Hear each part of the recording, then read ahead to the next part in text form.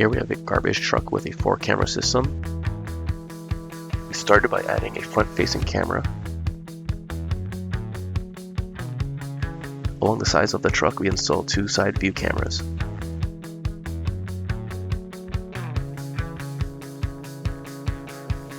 And on the back is a rear camera. Inside the truck, we installed a MOS AHD DVR 1084 system.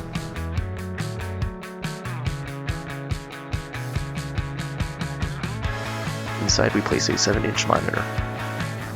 Putting the truck in reverse activates the rear camera and displays it on the screen.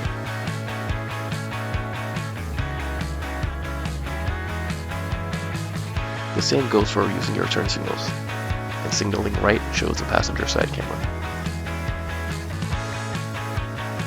If you have a fleet in need of GPS tracking, emergency or auxiliary lighting, backup camera system, or a complete video recording surveillance system, be sure to contact Move It On and let us put 40 years of experience to work for you.